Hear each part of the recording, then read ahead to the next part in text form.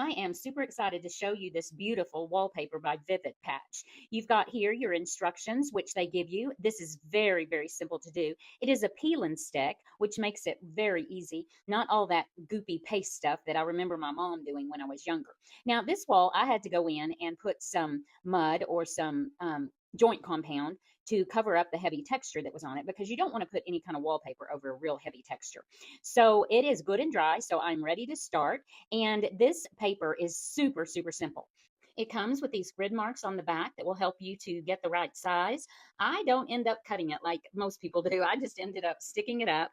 And here you can see me putting it up without doing what I should have done first, which was draw me a plumb line. So then you will see me taking it down and starting over and drawing my plumb line so that I get it perfectly straight. In these old houses, nothing is straight. So I had to pull it off, and you saw how easily it pulled off. Just stuck it to the wall for a few minutes, and then when I put it back up, it stayed perfectly well.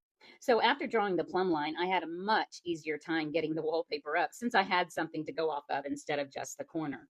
Then what I just did is figured out how far I wanted it to come down, got me a straight edge, and just cut it with a box cutter.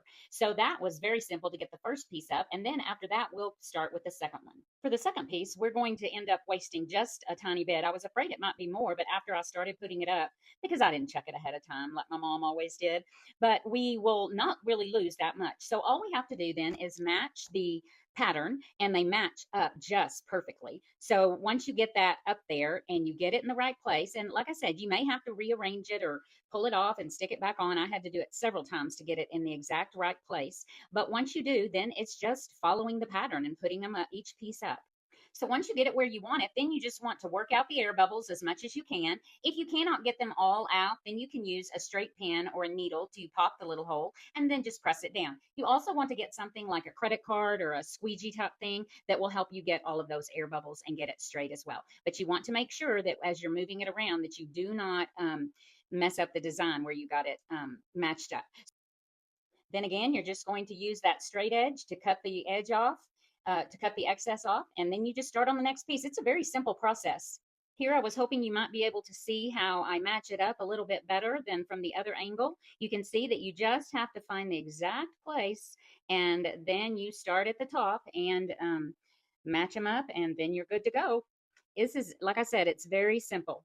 Here I am getting out some of the air bubbles with the credit card. Very simple to do. Just run the credit card down. And this paper is so thick, you don't have to worry about it tearing or anything.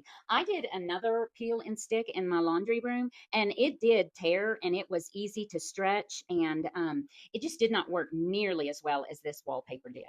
The one thing I can say about this wallpaper is that after I rubbed my hands over it so much trying to make sure there were no air bubbles and get it straight, my hands did have black on them. So some of the black did transfer onto my hands, but it washed off very simply. And since it's up on the wall, it's not going to really be getting on anything. I love the texture of this wallpaper and how beautiful the colors are. They're so vibrant and beautiful. I absolutely cannot wait to get this entryway completed. And I bet you're going to love this wallpaper as much as I do.